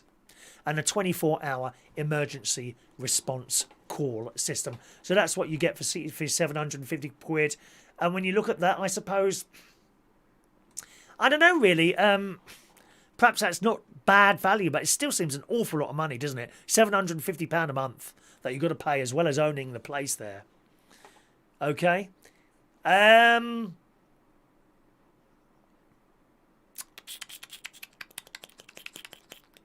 Okay. Denise, as you get older, you lose certain skills. And what is elderly, Chris? Yeah, you're quite right. Well, elderly, you see, I think elderly is over 80. That's what I think elderly is, over 80. I do wonder, Denise, as you get older, you kind of push back that age. So if I'm lucky and I get to 80, maybe I'll get to 80 and think 90 is old. When you're like 18 and you get to 21, how old do you feel then? Oh my God, I'm not going to be a teenager. I'm really old now. We keep pushing back that figure, don't we? Don't you think? And Denise is quite right. You may get older in years, but never feel old, as I'm young at heart. I like to think I am as well, Denise. Young at heart there. Chris Woodhouse said they should have refunded half back the money, Chris. Keeping it all is not right. Yeah, but that was the agreement, Christopher. The agreement was a £4,000 non-returnable deposit. So they're quite within their rights. Whether or not you like it or not is just neither here nor there, really. It's just how it is, you know. Just how it is. Okay, doke. Let's do one more story. And then we will do this morning's raffle tickets. Do you like kitchen goods? Chris, I know you like sort of new. Chris likes all new things, don't you, Chris? Kitchen goods, expensive kitchen goods. I don't really have any. I think I got an expensive frying pan. By that I mean I think I paid about £30 or £40 for it, because I just kept buying cheap ones and they were just useless. I've had this frying pan some time now and it's still the black is still attached to it. The secret: never ever use a metal spatula in a frying pan. Wooden preferably, maybe plastic. I'm not keen on the plastic ones, right? Because sometimes you might leave them on the side there and the plastic melts and ends up in your breakfast or whatever you're doing. If you like those posh kitchen things, well, Aldi are about to do a special offer. Now, I believe I'm right in saying they did exactly the same offer last year. In the Metro this morning, fitting out a kitchen with everything you need to create delicious food can be costly. You might be tempted by designer brands, but it can have a huge impact on your budget. Le Creuset, C-R-E-U-S-E-T. Le Creuset, for example, is known for their cast iron cookware, but a few pans could cost hundreds of pounds. Of course, if you buy this stuff, I doubt that you'll ever need to buy any more. You'll probably never need to buy another pot if you were to buy the was it Cresta? Le Creuset. Le Creuset. If you ever bought that stuff, you probably never ever have to buy anything again. You know. Saucepans with screws that come out. How annoying are they? But it says in the Metro, if you like the style and feel of the brand, but want to save some money, Aldi is about to launch a whole range of similar items. Now, they do this, don't they, Aldi? They see something and make their own versions. It looks almost identical. I don't know why they don't get into trouble with this, but they seem to have managed to avoid it so far, don't they? Matching up its items with Le Creuset, Aldi says their range comes to a total of £88. £88 for the whole range, while the same items at the designer brand would cost you over £700 more. You see, I'd have something like that. Not the £700 one. I'd have something like that from Aldi for 88 quid. My mate wouldn't entertain that. He'd have to buy the Le Creuset ones because of the little label on the side. It's mad, isn't it, really? Do you think? But that's what he does. That's what he likes. You know, he has to buy the original one. Wouldn't bother me. The range that Aldi are doing includes a 26cm cast iron casserole dish and a 30cm shallow casserole dish, both at £24.99 compared to £240 for the Le Creuset ones. You can also pick up a roaster for 20 quid compared to 180 quid and a skillet for 15 quid compared to £125. They also do 2 stoneware mugs at £3.99 compared to £15 for 1 mug at Le Creuset. Hasn't got a picture of the mugs there, unfortunately. It looks really good. Other items listed include a griddle tray for £14.99. And now let's have a look at that griddle tray. Now that would be a good thing.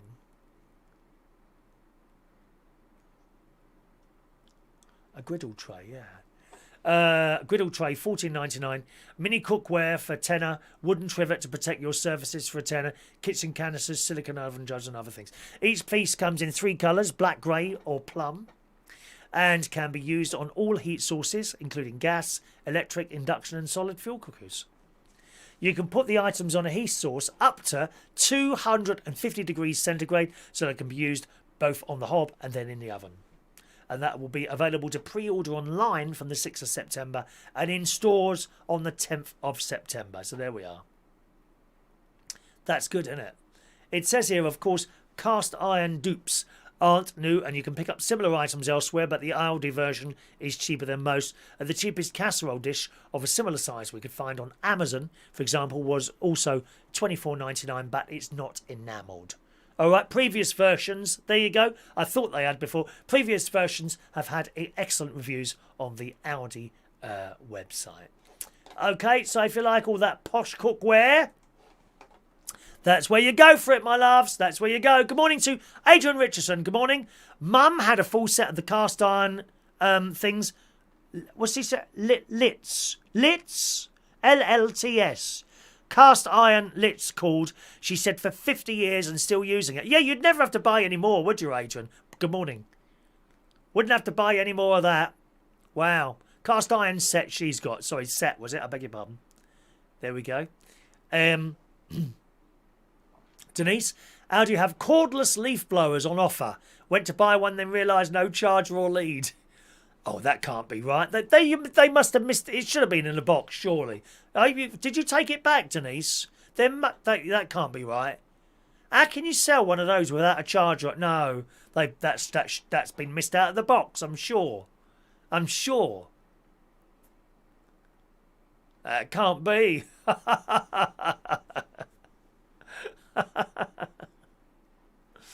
Denise thinks 60 is young. Yeah, me too. Let's have a look. Right. Okay, boys and girls. Who wants a raffle ticket? Please speak now. And we'll do the raffle tickets for next Monday's raffle. Okay. Who wants a raffle ticket? Speak now or forever hold their gorgeous little tongues. Where are we? Let's pull a few more out of here. We're on green tickets, aren't we? Green tickets are the way. Blah, blah.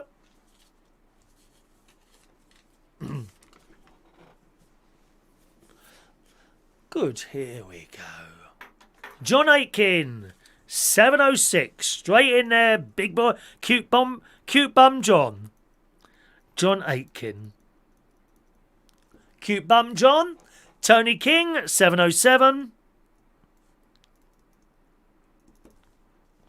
Jason Hughes, 708. Actually, John, have you got pictures of yourself as a youngster and one of your bum that I can show tomorrow, please? We want to see how cute your bum was, so I can remind myself what I used to stare at. Gary Davidson, 709.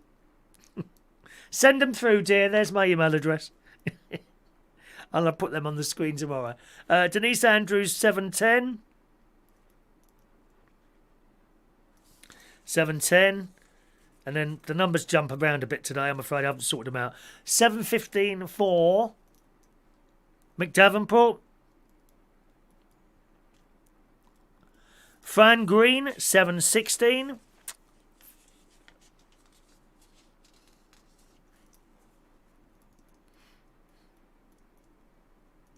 Daniel Holmes, 717. Gary Ross, 718. Can I have a blue one instead? No, you can't. 2 tickets, Gary. Peter Wright, 719.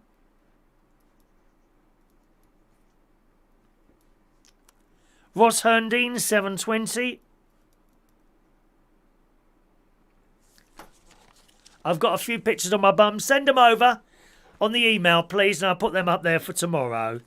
All right, my love. We got the 501s, dear. You was a 501s boy. If I remember rightly, you had white corduroy trousers or white Levi's, one of the two. Am I right? Wow. How have I brought that picture into my head? I bet I couldn't take my eyes off it at one point. Dirty old perv.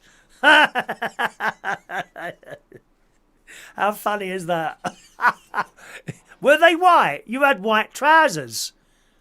You absolutely did.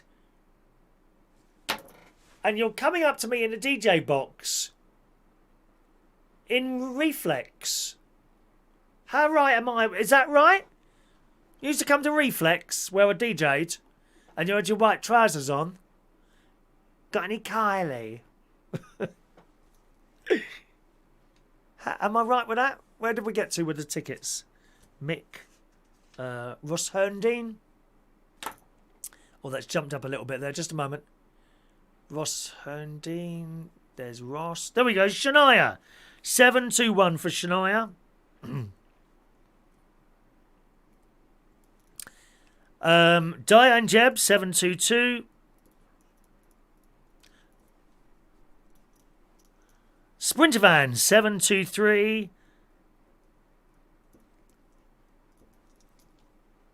Michael Pullman, 724.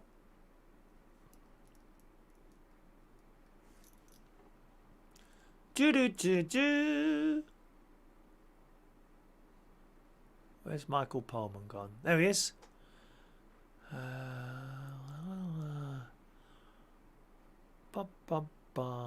Okay. Is that all the tickets? Any text? Well, we know any text this morning. Okay, gang. Anyone else who's been missed out, please speak now, and I will correct our missings for you.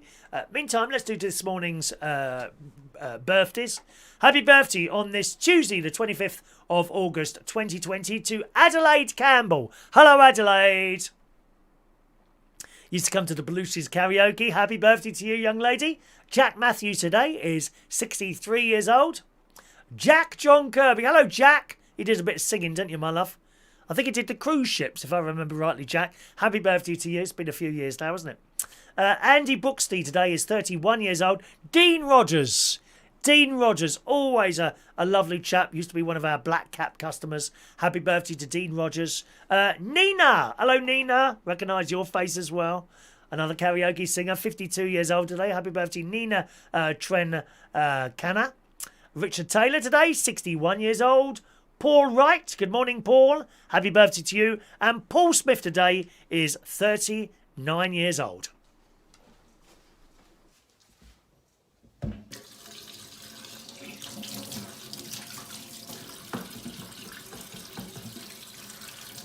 Happy birthday to you. Happy birthday to you. Happy birthday, happy birthday, happy birthday to you. Twice, coronavirus. Happy birthday to you. Happy birthday to you. Happy birthday, happy birthday, happy birthday to you. Happy birthday. Alrighty, time for our daily game of bingo, boys and girls. You would have received a little bingo thing in your email this morning. If you didn't receive one, then it's quite likely you won at some point and have fallen off the system. No problem at all. Just remember, I'm always surprised at some of the tone of somebody in... it's not a punishment. I keep telling you that. It's not a punishment. If you've not got a bingo ticket, you may have fallen off the system because you won and didn't claim. If you want to go back on the system, no problem. Just email me there at that address and I'll add you back for tomorrow's games. Remember, the bingo lists for Sunday and the bingo lists on the weekdays are two completely separate lists. So you may find you've fallen off one and not the other if you're on both of them. All right, so just remember that, gang. All right, my loves. It just means that we can keep moving along. Otherwise, it's a nightmare every time several people don't claim, and that's why you drop off the system to allow people to continue there. All righty, gang. Go and get your bingo tickets then. Today we're playing Tuesday the 25th of August 2020. You need to complete all the numbers, cross off all the numbers on your bingo tickets. Okay? As soon as you've crossed off your numbers, shout bingo in the chat box or text it. Top left-hand corner, 07551259675. I did that from memory this time. Look at that. Here we go. First number, 7 and 1, 71. Cross it off. Just a reminder, gang, if you win and you shout bingo and for whatever reason at all, the claim doesn't get to me or comes too late, then you miss it. Doesn't matter what the reason is. Delay in the system, just didn't come through. That's just how it is. All right, my loves. Morning, Heidi Young, just joining us for the bingo there. 6 and 1, 61. 2 and 6, 26. All the ones, legs 11. 8 and 5, 85. 1 and 8, 18. 6 and 7, 67. Top of the shop, blind 90. 4 and 2, 42. 6 and 8, 68. 7 and 8, 78. All the 5s, 55. I'm still waiting for the wind to start. It hasn't really started yet. 7 and 6, 76.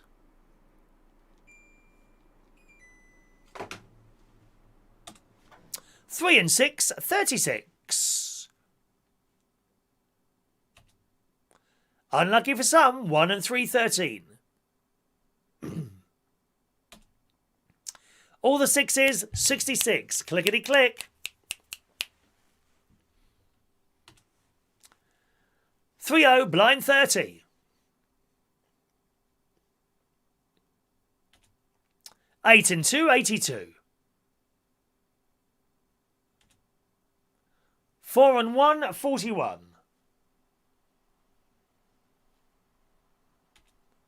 All the 7s, 77.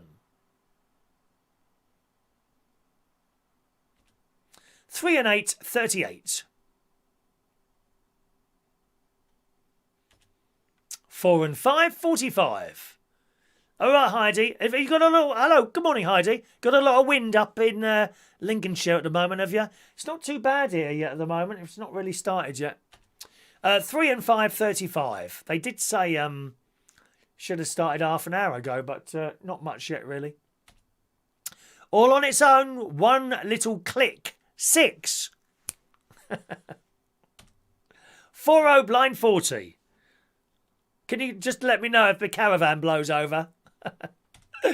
5 and 9, the Brighton line. Woo, woo. 8-0, blind 80. 5 and 1, 51. 8 and 1, 81. 2 and 3, 23. 4 and 6, 46. 4 and 8, 48.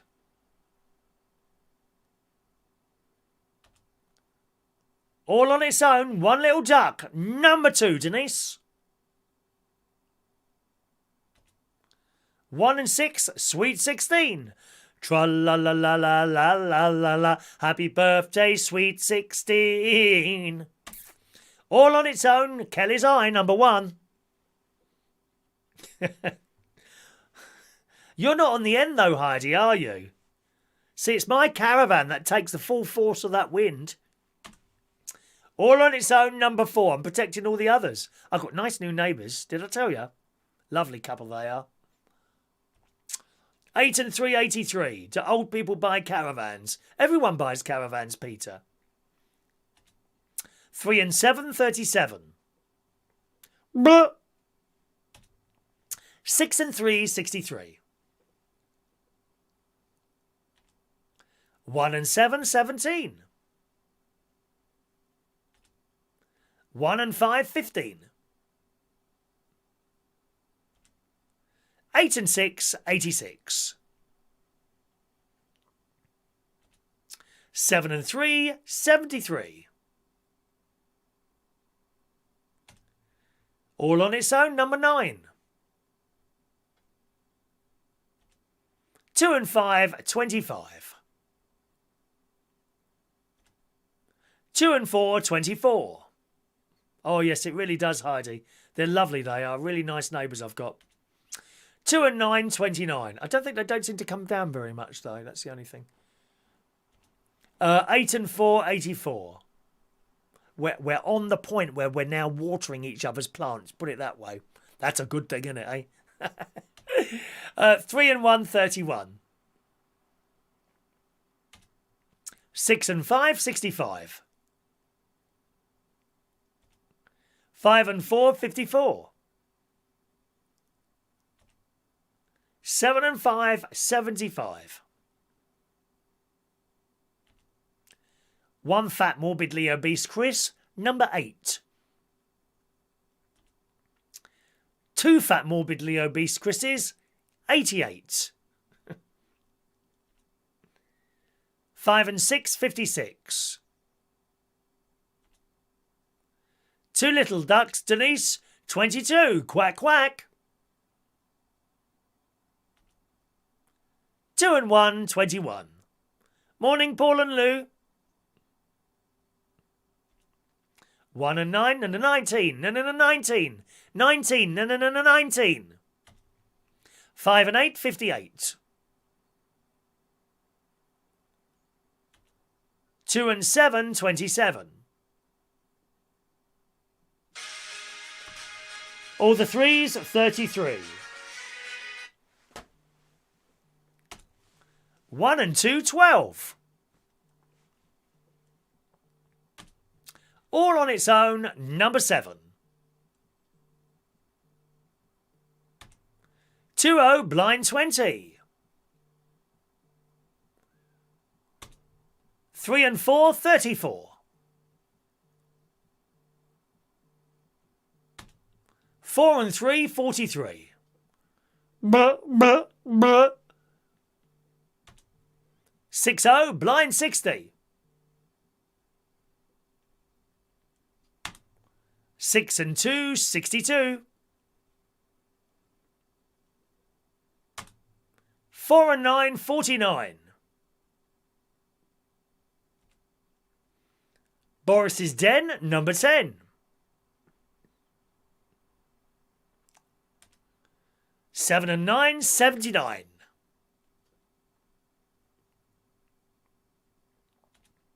7 and 4, 74.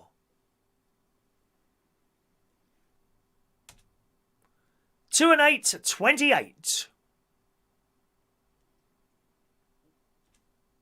All the fours, 44. We have a winner on 44, and you have 1 minute and 30 seconds to claim your prize, oh gorgeous people. Who's won the raffle ticket? Someone's won a raffle ticket.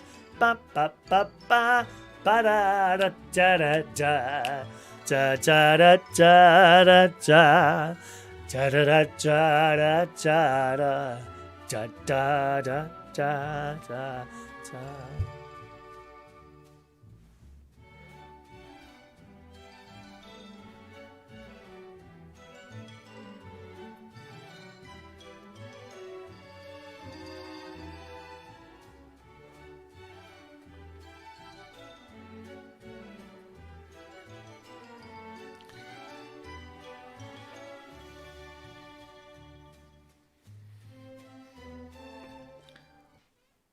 Mr. Media Mate shouting bingo. Don't think so. What are your numbers, Mr. Media Mate? What numbers have you got there? Daniel Holmes claiming bingo. Correct. Here's Daniel's numbers. 7, 8, 10, 22, 28, 37, 38, 43, last number 44, 54, 58, 61, 76, 79 and 90. Congratulations, Mr. Daniel Holmes.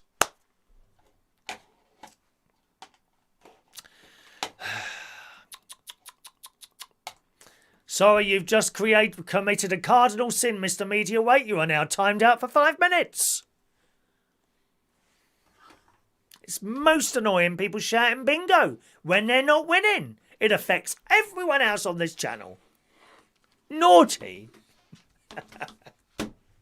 Well done, Daniel. You get another raffle ticket, okay, which is number... Always remember, write down the raffle tickets down, my darling. 725 for you, okay, Daniel? Which one was it, Daniel? Was it Holmes? Because there's 2 in there. Where's he gone now? Where's Daniel gone? Oh, there he is. Daniel Holmes. 725 for you there, Daniel. All right, congratulations and celebrations. Well, I tell everyone that you have won the game. And won that game. Congratulations and celebrations. When I tell everyone that you have won that game. Ba ba ba ba ba. Well, gang, it's the end of the show. I know. I'd love to stay here for an extra 4 hours. I just haven't got the time to... I might run out of things to say. I don't think that'll happen, though, will it? It won't happen. Tonight, gang, it's quiz night tonight, 8 o'clock on this channel. It's quiz time tonight at 8 o'clock. Hope you've been watching the news. We've got the news round, current affairs news, the easy round. We've got the general knowledge, the picture round and the music round, not necessarily in that order. Can you join us? 8 o'clock is the time when you can play the quiz. Or, if you want to go into a pub and play it, they will be playing the quiz out in Central Station in Wharfdale Road, King's Cross. Just pop in there, book a table, pop in there and you can play the quiz there. And you've even got a prize in there. How exciting is that? And the prize is a £20 bar tab. It just gets better and better, doesn't it, really? If you're not here for the quiz tonight, I'll see you tomorrow morning around about the same time, 8:45. Thanks for watching and listening. Have a nice day. Bye-bye.